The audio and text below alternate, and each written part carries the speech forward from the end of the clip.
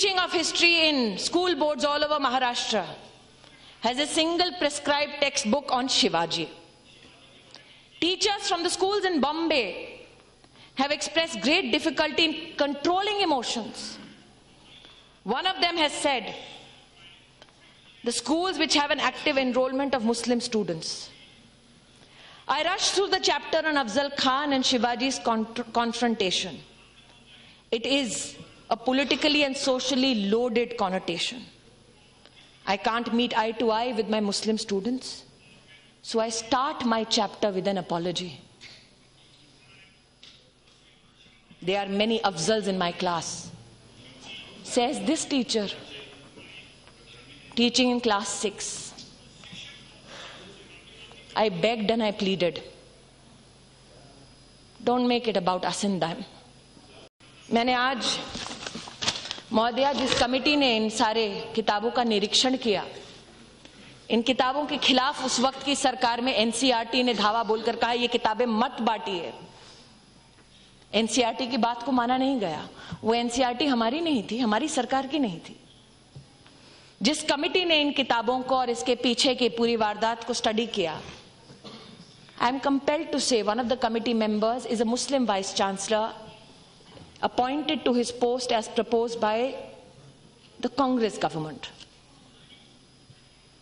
An income tax officer who served under the Congress government, now a Supreme Court lawyer. I did it so that I not be accused of politicizing something which should be a matter of concern for every Indian citizen, every parliamentarian. And what do those people say about the books that they read?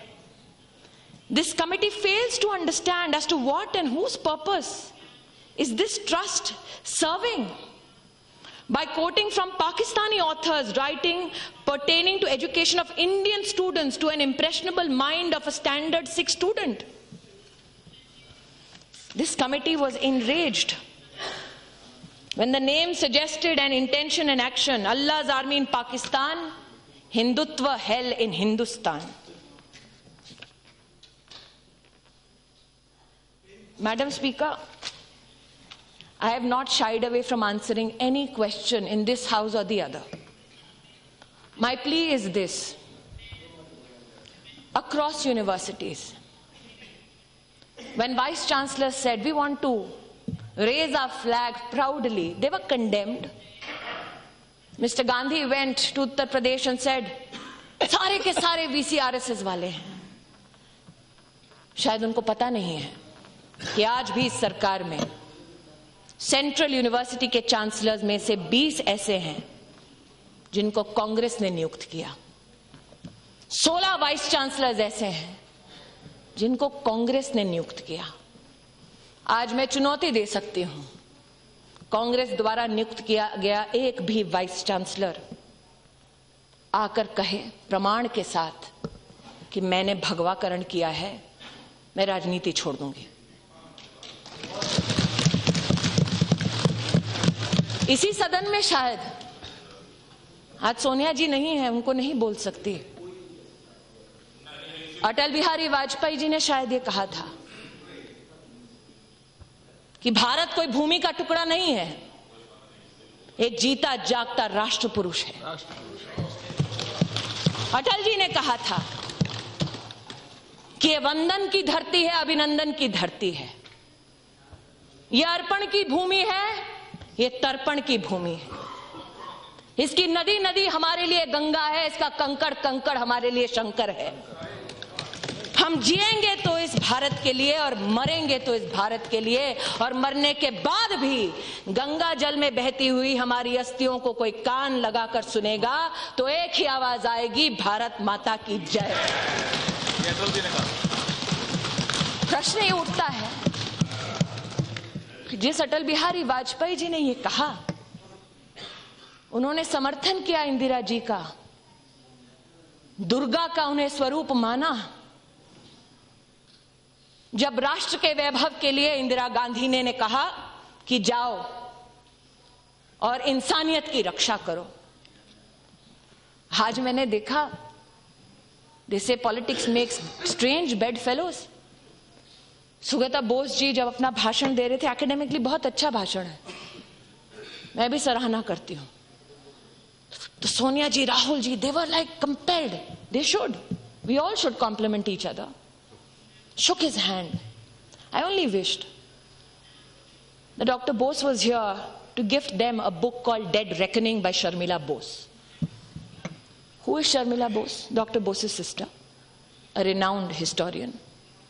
And in the Dead Reckoning she writes that the Bangladesh Liberation War was a fallacy. That the Pakistani army never did anything to the Bangladeshis that Indira Gandhi went to support. इसलिए आज प्रश्न ही उठता है कि सत्ता तो इंदिरा गांधी ने भी खोई थी, लेकिन उनके बेटे ने कभी भारत की बर्बादी के नारों का समर्थन नहीं किया था। इसलिए मेरा आग्रह दुर्भाग्यपूर्ण है, वेंकैया जी ने जो कहा कि कई बच्चों की मृत्यु हुई। 2012 में ही रेगुलेशन बना था यूजीसी का कि एंटी डिस्क्रिमिनेशन ऑफिसर हर यूनिवर्सिटी के कैंपस पर हो। हमने वाइस चांसलर्स की मीटिंग बुलाकर आग्रह किया और उन्होंने स्वीकार किया कि एंटी डिस्क्रिमिनेशन ऑफिसर हर कैंपस में होगा। हमने जुडिशियल कमीशन बनाया। उन बच्चों को तो न्याय नहीं मिला जिन्होंने प्राण त्यागे जब कांग्रेस पार्टी सत्ता में थी, लेकिन हमने पक्षपात की राजनीति नहीं की। हमने कहा न्याय हो, दोषी जो है उसको सूली पर चढ़ाओ। हमने जुडिशियल कमीशन बनाया, एहसान नहीं किया, न्याय किया, कोशिश की। ये कोशिश मैं हर दिन करती हूं। मेरा आग्रह है सबसे कि अगर हम शिक्षा को रणभूमि बनाएंगे, बच्चों को वोट बैंक बनाएंगे, तो जेएनयू के कुछ भटके हुए छात्र तो क्या नारा देंगे, लेकिन इस देश को बर्बादी के कगार पर वो राजनीति ले जाएगी जो एक बच्चे की मृत्यु को भी राजनीतिक अवसर बनाकर इस्तेमाल करती है। इसलिए मेरा हाथ जोड़कर निवेदन है, जहां न्याय है उस न्याय को अपना काम करने दो, जहां पुलिस है उस पुलिस को अपना काम करने दो। आज मैं आह्वान करती हूं, अगर राहुल गांधी स्वयं मुझसे कहते कि स्मृति ईरानी चलिए हम दोनों मिलकर जेएनयू के छात्रों को कहे कि जिस भारत की बर्बादी के तुम नारे दे रहे हो, जिस तिरंगे को लहराने से तुम्हें शर्म आती है, उसी जेएनयू के कुछ ऐसे छात्र हैं जिन्होंने सरहद पर अपने प्राणों को त्यागा ताकि तुम आजाद हिंदुस्तान में बर्बादी के नारे दे सको। लेकिन राहुल जी ने ऐसा नहीं किया।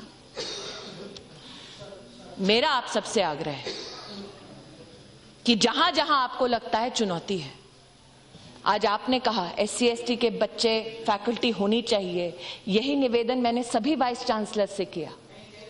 मैंने I have myself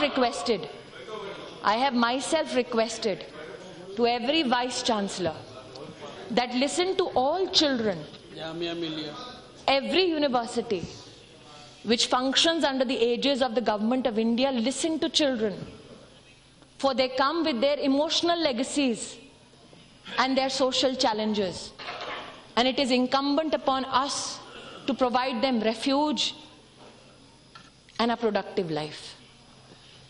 My request is, help me build this nation and not destroy it from within.